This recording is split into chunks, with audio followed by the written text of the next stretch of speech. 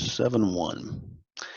The other good thing here too, we actually talked about most of this in chapter 3, like the soil mechanics part of lateral earth pressure theory. This is just sort of application to retaining wall design. When I say design, I should caveat that and say to the external stability analysis of retaining wall design. So there's sort of two components. Well, really three, but let's minimize it. Let's say two components to retaining wall design.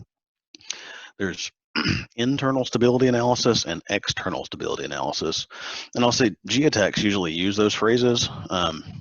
External stability analysis is often done by the geotechnical engineer, not the structural engineer. So most of these problems are going to be of that variety, but it's somewhat interchangeable. The internal stability analysis, it really depends on the type of wall as to what type of engineer might do this sort of calculation. So as an example, this is a reinforced concrete retaining wall, right? This is the stem of the wall. This is the footing of the wall. So the reason that this wall doesn't just snap right here at the base of the stem is because there's reinforcing steel that runs through the stem and then carries its way back into the footing on both sides, right? That creates a moment connection, and that allows this wall to actually support the large moment that'll be generated down here at the base, and then the tension that will go into the concrete. So geotechnical engineers are not going to design that part. That type of question would show up on the structures questions, probably afternoon questions, not morning questions, I would think. I could be wrong on that, but probably afternoon questions. So none of these questions are going to be of that variety. The sorts of geotechnical external stability analysis problems we'll see on the exam are going to be sliding. So the base of this footing, right, doesn't have enough friction to keep the wall from physically sliding this direction based on the horizontal earth pressure back here behind the stem of the wall. Overturning, which means that the footing will actually rotate about this point right here, right, the front of the toe of the footing, as in the whole thing will just lift up and rotate that way, right, because there's so much force back here and there's not enough weight to keep the thing from flipping over. And then bearing capacity, or bearing resistance, if you're the LRFD variety, which that's probably the last topic I need to make sure we cover quickly, is LRFD topics. So that we talked about in chapter 6, right? That's essentially just the ability of the foundation soil to support the weight above it. And bearing capacity for a retaining wall is basically the same thing as bearing capacity for a spread footing. The primary difference, I'll say, is that you have a very eccentric load because you've got a lot of weight on one side. So what that means is that you don't have a uniform vertical bearing stress on the footing. You have a stress that sort of tapers from one side to the other, if that makes sense. So essentially it's going to be at a maximum on this side where all the weight is, the soil sitting on the footing, and it'll be at a minimum on this side, right? And we'll get into one of those problems also. So the geotechnical engineer pretty much exclusively is going to evaluate bearing capacity. You'll almost certainly see a bearing capacity problem of some kind on the exam. And then geotech or structures could do sliding or overturning. It's honestly just a simple statics problem at that point. There's not really any soil mechanics behind it except the interface friction angle at the base of the footing. And we'll get into that in a little bit. So let's look at the specifics of this problem. So we're trying to calculate factor of safety against sliding as a starting point. Dimensions of the concrete footing and stem are given as 1 foot thickness. Unit weight of concrete is 150 pounds per cubic foot, which that's a good number to memorize for the exam, especially if you're taking geotech or structures in particular.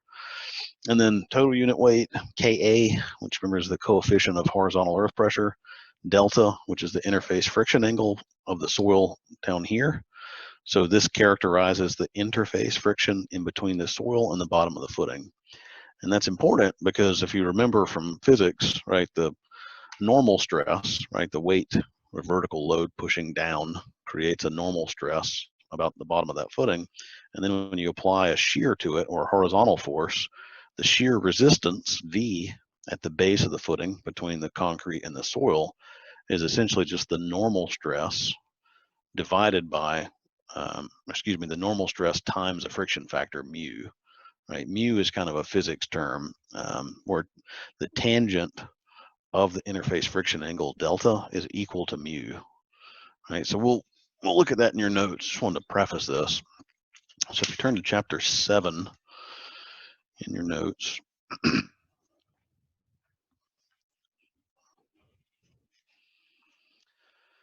there's one page that essentially has all these equations on it for you to evaluate external stability, at least for sliding and overturning, that you'll want to flag and reference for the exam.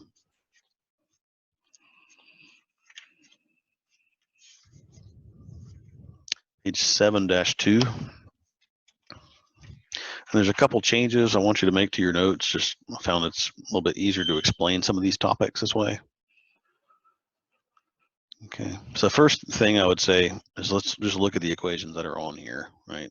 There's kind of a lot on here because it's another copy from the Navy manual that I've referenced before. So this is how you calculate factor of safety against overturning. This equation isn't wrong, it's just confusing because it sort of mixes up the load, well, the resisting moment and then the driving moment.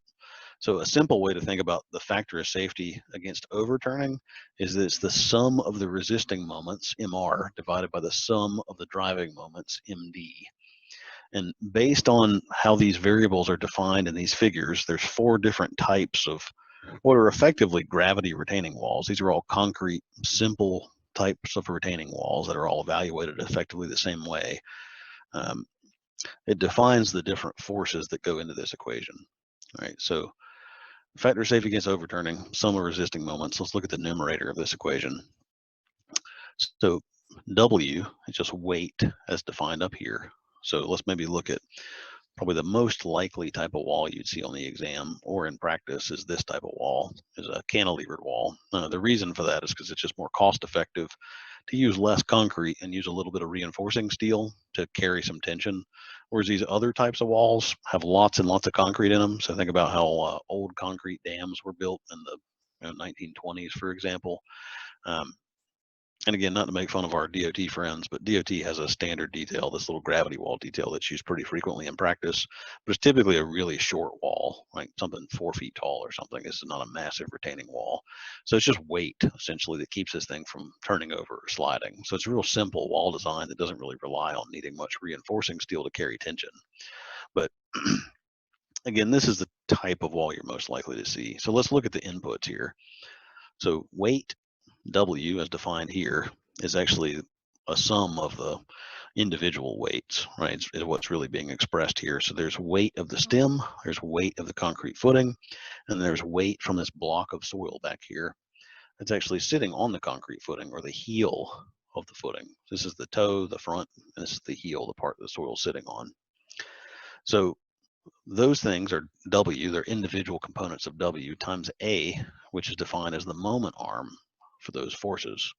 So A, if we look,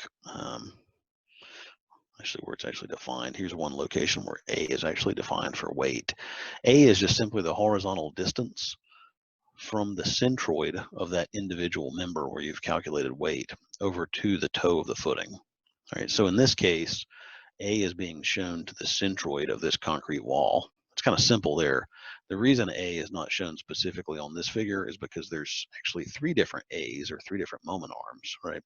The centroid of the stem of this wall is right here, just in the middle, right? So A would be from here to the center of the stem. The center of that footing, or the centroid of the footing, is right here. It's to the right a little bit. So we would have a different moment arm, A. And then the centroid of this block of soil is actually even further to the right. So it would have an even larger moment arm over here to the toe of the footing. So, and then PV times E. So PV is a little bit harder to explain. E is just a different moment arm that comes off of PV. Still sort of the same idea, and maybe look at this diagram again that actually defines the moment arm. So it's the same in all diagrams. PV is actually the vertical component of the resultant lateral earth force.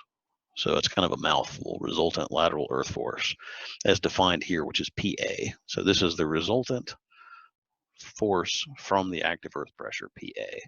Now, we're always talking about this as a horizontal force or a lateral earth pressure or horizontal earth pressure.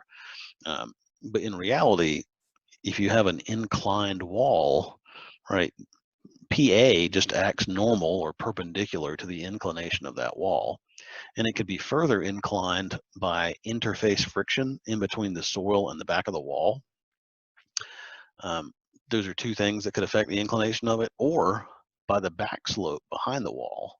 So I'm not going to get all the way into the weeds here, but I'll just preface this and say, depending on whether you use the Coulomb method or the Rankine method to calculate Ka, will actually help determine the angle of inclination of that resultant force.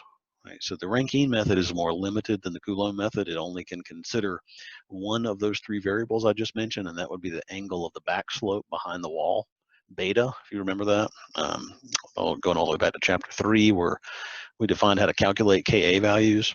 The Coulomb method could consider the angle of inclination of the wall and the interface friction angle, but not the slope angle in terms of defining the angle of inclination of the resultant force. So no one has really come up with a method as far as I know. Maybe they have, because those methods were invented over 100 years ago.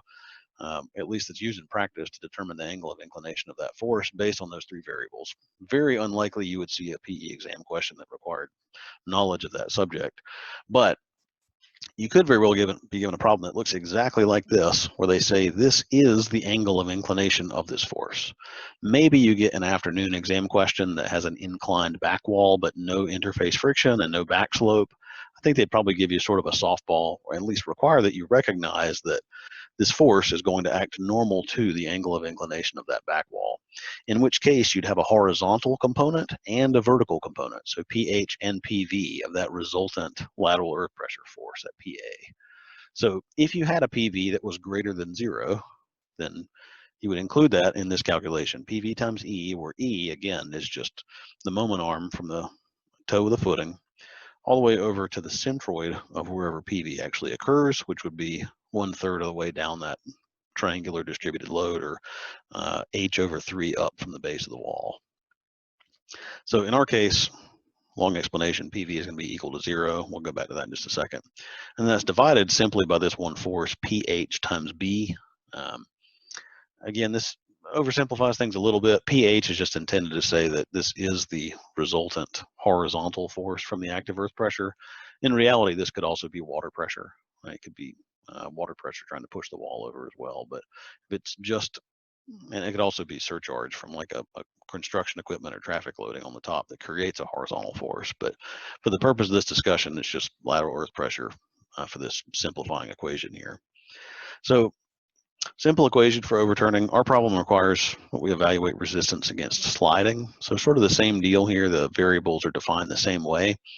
The difference, though, if we look, we could define factor of safety against sliding as the sum of PR, the resisting forces, divided by the sum of PH. Sorry, the bad handwriting. The driving forces. H could be. Only reason I used H is because they used H. PD might make more sense. Driving forces. So again, pH is the same force we have up here. It's the horizontal component of the lateral earth pressure resultant force. W plus PV, again, W and PV are the same. This is just simply a summation, right, of the vertical forces acting on the footing times interface friction, mu, which is equal to tangent delta, right? Tan delta is equal to mu. This is just a friction factor times the sum of the vertical forces. And then there's another component, plus Ca times B, where Ca is adhesion. That would be in a case where you actually had both interface friction and adhesion.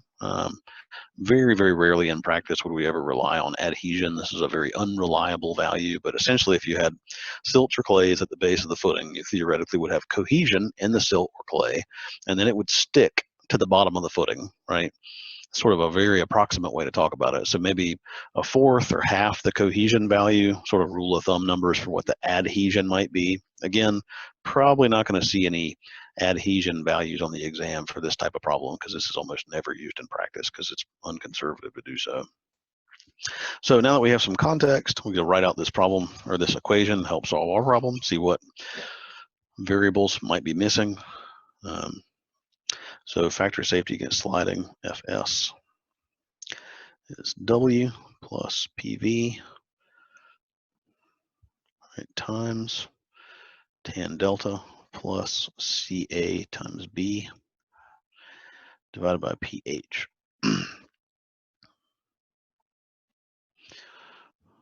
should be P sub H, sorry. So again, like we talked about, we have a vertical stem on our wall, and we have a horizontal back slope behind the wall. It doesn't say anything about interface friction between the soil and the back wall. It does give us an interface friction angle, which could be interpreted as ambiguous.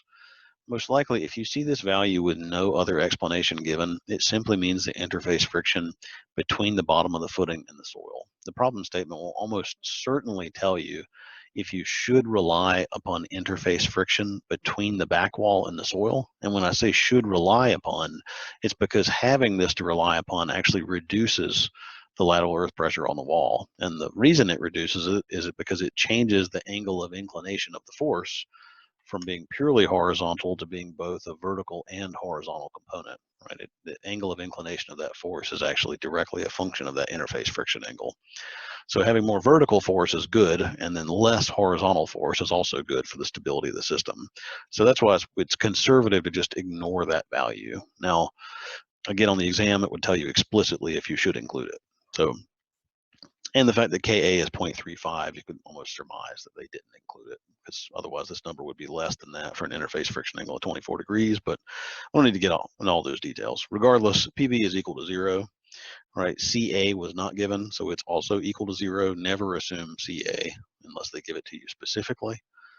So now this is getting a little bit more simple. So the complex part is sort of doing the geometry and calculating weight, because weight, again, is equal to weight concrete 1 plus weight concrete 2 plus weight soil. So C1 concrete 1, that's just be the weight of the stem. C2 concrete 2 is the weight of this footing. WS, weight of the soil, is the weight of this rectangular block of soil right here. Right? There's a block of soil that's this wide and that tall, that's weight applied to the footing. So let's work that out. So it says the footing and stem are 1 foot thick, right? Unit weight of concrete is 150 PCF as normal. The actual height of this wall, right, is 12 feet, but the footing is 1 foot thick. So the stem, therefore, is 14 feet tall and 1 foot thick. So it's 14 feet times 1 foot times 150 PCF plus weight 2, which is the footing. It's 1 foot thick, 7 feet wide. So it's 7 feet times 1 foot times 150 PCF plus weight of the soil, which is, whoops, one of these numbers is wrong. I'm sorry, I misread that. This is not 14 feet times 1. This would be 11 feet. That's 12 feet. Yeah. Is that what somebody was just telling me? It's 11 feet. Sorry, did I miss a question there, or did I get it? No, I was just correcting that 11. Sorry. Okay, thank you. So same thing, the height of this soil block is also 11 feet because you subtract the 1 foot footing thickness. So that'd be 11 feet times the width, which this whole thing is 7 feet wide. Right, this distance of the heel is 2 feet. The stem is 1 foot. So this is 3 feet from here to here. So 7 feet minus 3 feet is 4 feet. Right, so that's 4 feet wide. So that's 11 feet times 4 feet times the unit weight of the soil, which is 118 PCF.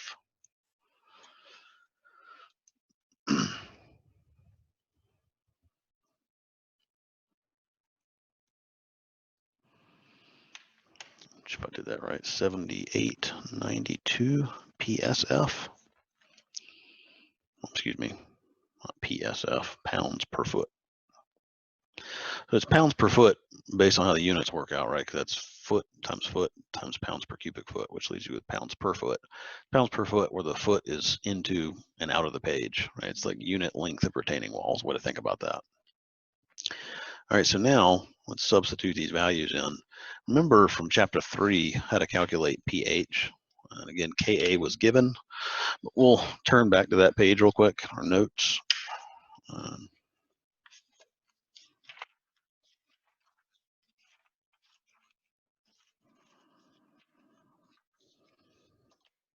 It's on page 3-6, which again is unlabeled, but that's a good page to flag. PA right? That is the resultant active earth pressure force. That's Ka gamma H squared over 2. All right, so we'll substitute that equation in. pH is equal to Ka gamma H squared over 2. Those were all given. Ka is 0.35, gamma is 118 PCF, H is 12 feet squared over 2. And in case you were wondering why isn't H 11, because the stem is 11 feet tall, it's because there's actually a force that acts essentially on this plane right here, right? So it goes the full height of the wall, including the footing, is how you calculate the summation of that force. Don't just terminate it right here at the stem of the wall. Now, if it specifically asked for you to calculate the force that acts on the stem of the wall, then maybe make this 11 feet and don't use 12 feet. So 0.35 times 118 times 12 squared over 2, that's 2973.6 pounds per foot. So then we'll rewrite our factor of safety equation a little more simply. Our weight is 7892 times tan delta, where delta was given as 24 degrees, divided by pH, which is 2974. 92, 24 divided by 2974.